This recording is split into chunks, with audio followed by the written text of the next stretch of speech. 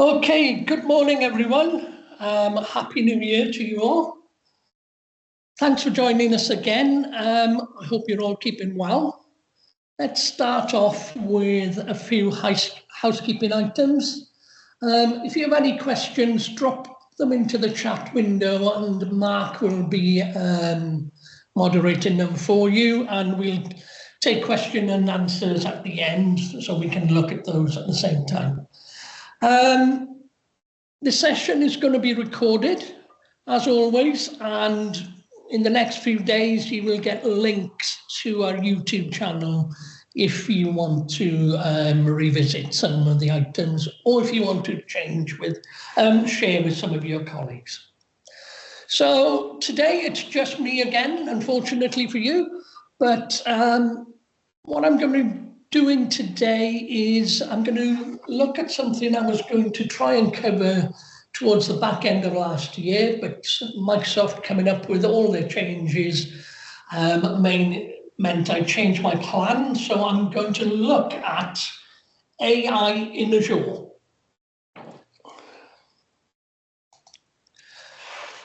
Okay, so those of you that have followed our series know that I've talked a lot about Copilot and AI. Copilot being the new Gen AI solution based on ChatGPT. So that's what all the excitement about AI has been in the last year or so. But AI has been around for decades, and certainly been around way before Gen AI came onto the scene. So what is AI? Is it magic? When you look at Gen AI, you might think it is in some instances, but in reality, it is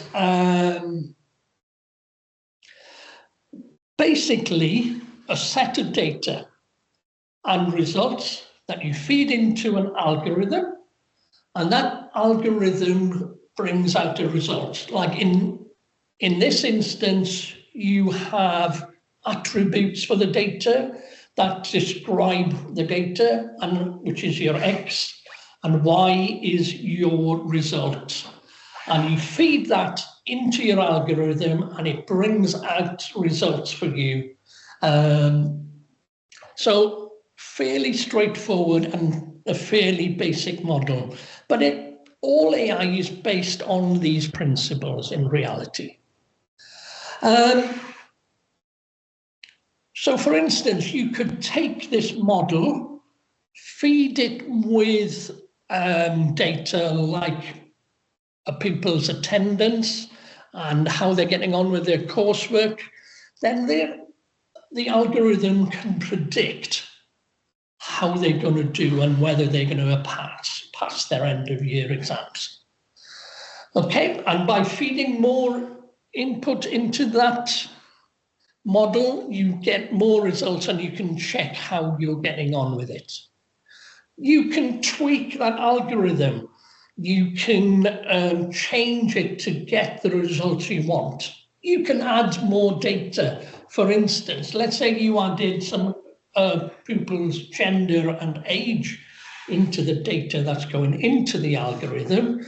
You are more likely to get more accurate results out of the system. But what if you took it a stage further and you added any disabilities, any ethnicity for each student? How is that going to affect the algorithm? And how is it going to affect the results more in particular? Are you adding bias into the results? So you need to understand responsible AI and use responsible AI techniques when you're looking at AI. So another instance where this could be quite an issue is, for instance, you're applying for a bank loan and they run AI against you to see if you're a suitable candidate. And you have to make sure that the results coming out are fair and that it's not biased against certain groups of people. And with this model, what you do is you repeat it and repeat it until you get the results you want.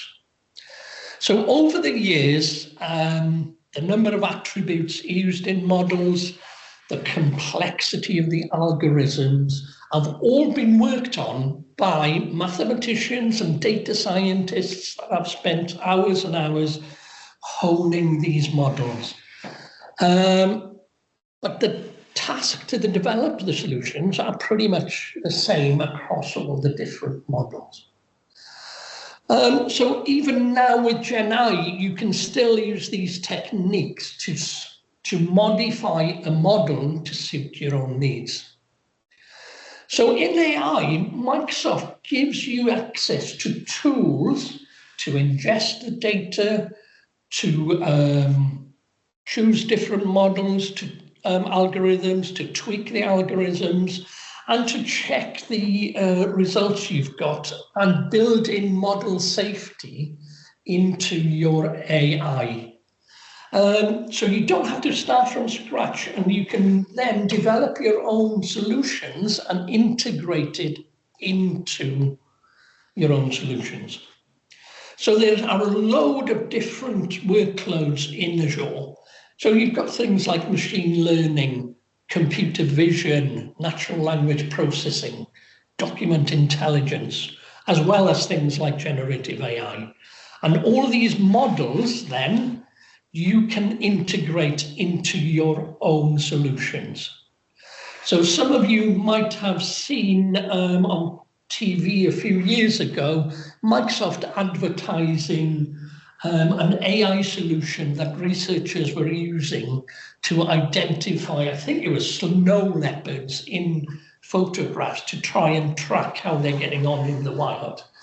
So they would be using the computer vision model, which they had trained themselves to use this.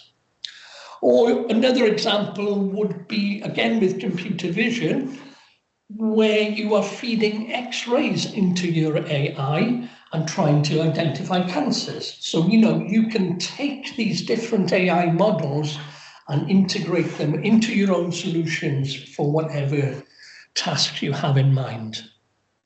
The benefit of having all these workloads, as I've already mentioned, is that Microsoft and a load of mathematicians and data scientists have spent years honing and developing these so that all the hard work has been taken out of it from you. Not saying is you don't have any work, because that's never the case, but a lot of the work has been taken out of it for you. Generally speaking, each of these workloads has its own tool set, so you can go in and play with it and try it out. All you would need is an Azure subscription, and with that Azure subscription, you can find the AI tools, go in and try them out, like feed a photo into AI and see what sort of results you get back. So if we start looking at the different workloads, machine learning is probably the place to start. Machine learning is probably the most basic type of AI and what's been around for longest. But what Microsoft give you is a host of tools to choose existing predefined models that you can use and you can feed your own data into.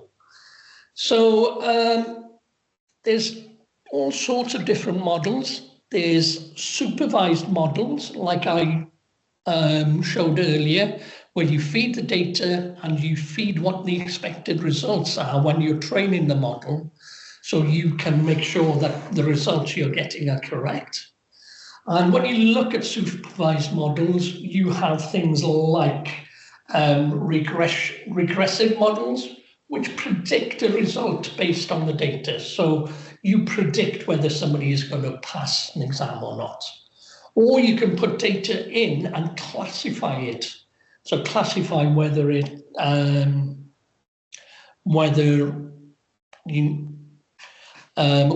something is a penguin, whether it's an apple, all that sort of stuff. You can do classification on it.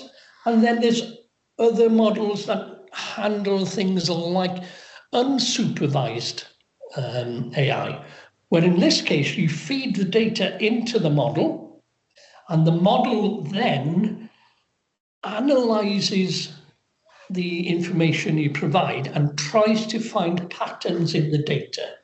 And it categorizes then the data you feed in and matches them all up to see if certain ones match certain data. So all these type of models are included in the system. If we look at the screenshot there, what you see in there is what's called a confusion matrix. What that is, it's just a way of analysing the data that goes into the system to see how accurate it is. It's just an example of the type of tool that you've got within your system. So what you would do if you develop this model, you would then, from within AI, get an endpoint link, which is basically a link to the model, and a key, and then you get encrypted access via REST API into your model, which you can integrate into your applications. So computer vision then, the complexity of your models are getting more and more complicated. Now, there are different types of models that you have within Azure. The first type is classification. So with classification, it looks at your picture and it tries to define what the picture represents. So in this case, that picture represents a banana and it lets you know it's a banana. Then you have object detection. Now, object detection, what happens here is the AI places a boundary around the different components of your picture. And then based on the color of the object, they match the objects to other pictures. For instance, banana is in yellow, orange is in orange, but I can't even see what the other one is on the screen here, but you can see what's happening there. And another example of this would be, let's say you've got a picture of a street and you could bound buses, cars, bicycles, all differently with all different color boxes. So the next one is captioning. So what captioning is, the AI looked at the picture and adds text to the picture depending on what it thinks is going on in this picture. As you can see here, the model is not just based on images. It uses the language model as well to help you with this. And then you've got tagging, where it will look at a picture and create tags against the picture, not just what is it? It's an orange, but it's also a fruit, it's healthy, all these sorts of things you can do with tagging. Then if we moved on, you can do facial recognition within computer vision. There's a module called Faces. Now, the interesting thing about this one is what it will do is it'll put a face within the bounding box, and you can do things like sentiment analysis, like how happy is that person? Is he sad? Is he angry? And you can do things like facial recognition. So compare the pictures to known pictures you hold on your system. Now, this is quite a contentious area of AI, and the misuse of this type of model is open to a lot of misuse. So and Microsoft, because of that, has made this functionality only available after you've created a request for them to get access to the technology. and they want to know what you're going to use it for, and then they will decide whether to give you access to the technology or not. Finally, part of computer vision as well is OCR. A lot of you know what OCR is. It's been around for a long time. So OCR, optical character recognition, finds text in your images, no matter what type of text it is. Is it written? Is it typed? Is it on a crumpled piece of paper? But it then takes that text off that piece of paper. I'm going to dig into OCR a bit more in a minute. So the next tool's natural language processing. Hopefully you're all fairly familiar with all of this.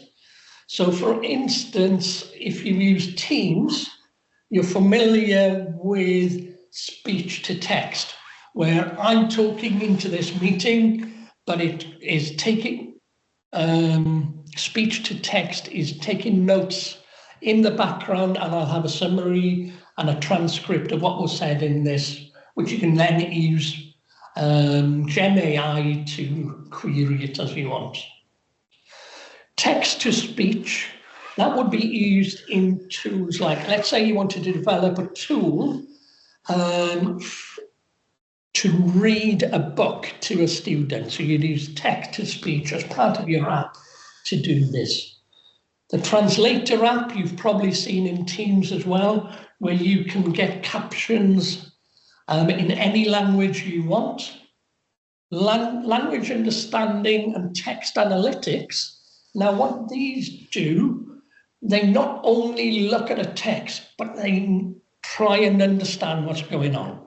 Now the computer doesn't understand the text. What it has, it's got a big database of words, but for each word, it provides relationships with other words. And based on these relationships with the other words, it is then able to understand what is going on. So language understanding and text analytics can be used for tools like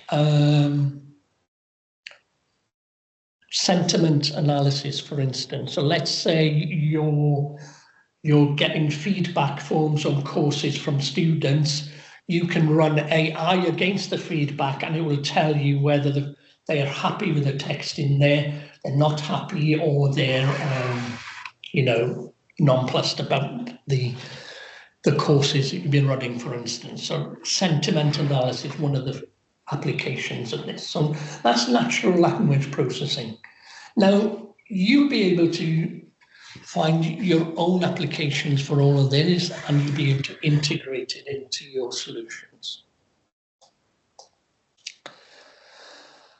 Okay, document intelligence. Now, I've talked about OCR, and basically document intelligence is OCR, where it takes data of any type of document. As you can see here, this is a letter. It takes the text off the letter, even though it's handwritten. This is fairly tidy, but you can have results out of a lot worse documents than this.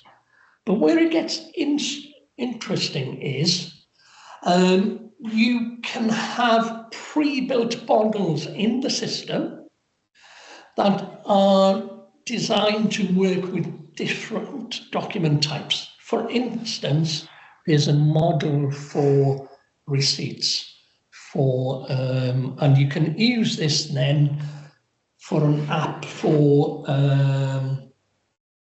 expenses. So you've got an expenses app for the college. People just give you a photo of the receipt, and then not only does it take all the text off the document, but it brings it into a JSON file from either a TIFF, a JPEG, or PDF file, I think it is. And these pre-built models know what that text relates to. So they will know if it's the date, that's the purchase was made. They will know the cost. They will know the VAT. All these sorts of things are categorized, and you can build this into your apps then. And there are pre-built models, as I said, for different document types. But also you can create your own custom models, and you can do layout extraction where you can, if you've got a certain form that you use everywhere, you can take that form out and define different things within the form. So it's used really for document management systems. But this is AI built into the system for you to do that, which you can integrate into your systems. Knowledge mining. Now, basically what this does, it ingests all your data. So it takes it and it indexes all your data. But it doesn't just take data from Word files, document, it takes it from all types of documents. So it uses AI to look at video files, to look at images, and it extracts data from within that document for you to index. And then, based on that, you can then do querying on your data. So it's a search tool that can search across all sorts of different documents. So that's knowledge mining, another model within Azure. Moving on to Gen AI, I couldn't run this session without talking about it. Now, Gen AI is a solution, an AI model for generating text, documents, code, based on natural language input into the system. I've talked a lot about Copilot, which is Microsoft's Gen AI model that's built into Word, Excel, and PowerPoint and can work on your own data. Now, that might fit all your solutions, but you might have an application where you want to build Gen AI into your own system. So you might want to build Gen AI into your NIS system. You probably wouldn't do this. Your suppliers would probably do this, but they would build Gen AI into the MIS system, and you can then start querying that MIS system with natural language. But what you can do in the AI is not only integrate Gen AI into the model, you might want to use a different model in there, or you want to add your own data, like the data within your MIS system, into the model so that you can work it. You might want to do some prompt engineering so that the information that's put in, you make sure that any unsafe prompts and bring back an answer saying, oh, you shouldn't be searching on this or something like that. And you need to make sure that the content inside that is safe as well. So Gen AI in Copilot, that's a tool for the majority of people, but you might have specific applications where you want to build it in. Of course,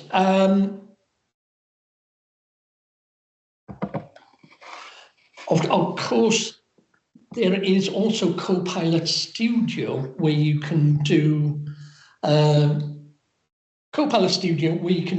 low-code Copilot integration into things like SharePoint and Copilot agents. So those are low-code tools for you to do some integration work with Copilot, but this is separate Gen AI stuff. Okay, I've already mentioned about Gen AI, and there are several principles fairness, reliability, privacy, security, inclusiveness, transparency, and accountability that you should consider when you're working with AI. So there's tools built into Azure AI content safety, which allows you to stop things like violent content, sexual content. You can do prompt engineering within there. So these tools are built into the system. So for instance, when you're looking at, let's say you're doing some research with your research students into self-driving cars. Now, reliability and safety are paramount in that situation. So you need to look at reliability to make sure that your AI models work 100% of the time. Then when you're looking at bank applications, you need to look at fairness to make sure that there's no bias against certain groups of people in what you are doing.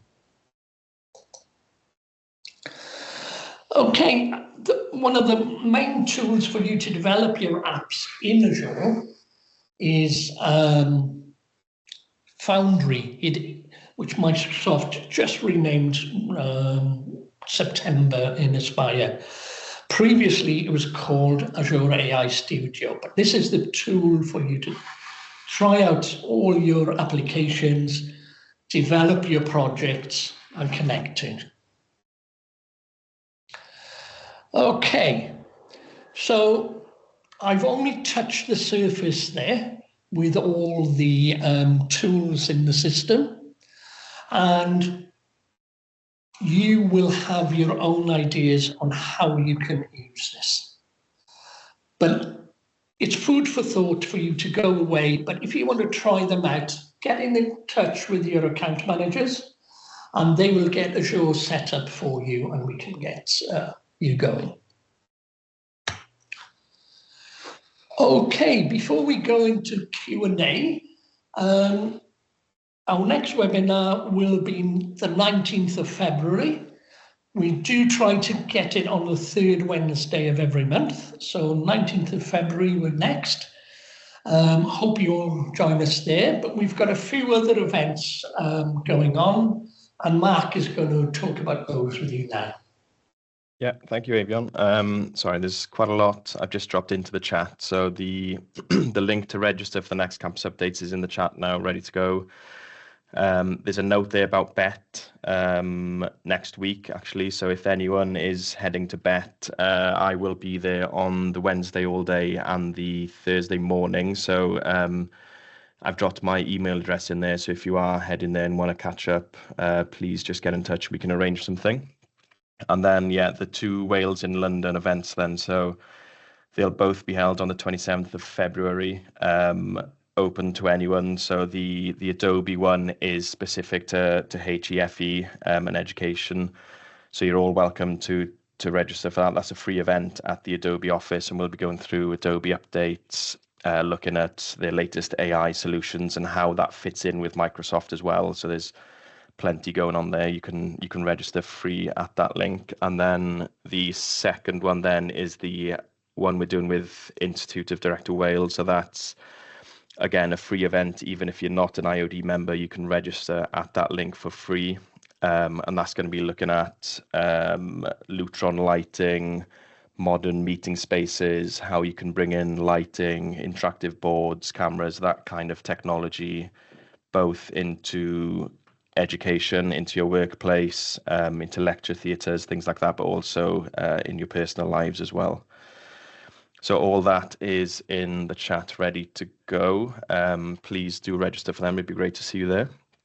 I think Tom is about to click the poll. So please, if you do have a couple of spare seconds just to fill in some feedback, just so we can make sure we tailor these events in future to your specific needs. So that's going to be popping up right now, hopefully. And whilst you all just go through that, there's one question that came in, Eifion. So The question is, so this stuff feels expensive. Do we get any special education pricing on it? The short answer, no. If I expand on that, Azure services are all at commercial pricing. However, a lot of these tools come with free ability. So if you look at document intelligence, for instance, that comes with 500 free pages a month that you can use to.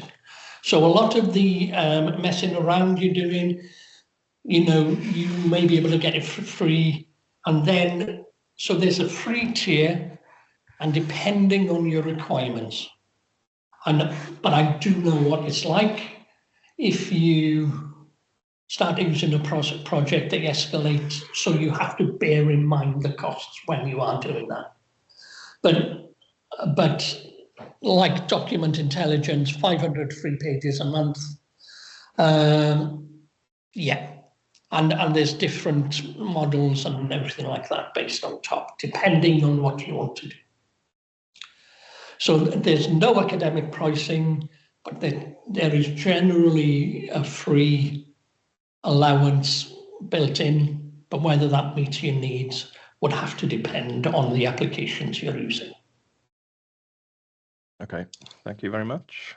I think that's the only questions. If anyone has got any, please send them through, or I know we've covered quite a bit today, so if there's any questions that come up afterwards, please just get in touch with your account manager or Eifion or anyone at Pew, and we can pass them on and make sure they get answered then. So for now, that's it, Dave. Okay, good to have you all here again, and thanks as always for your participation. Very much appreciated. Hopefully see you again next month.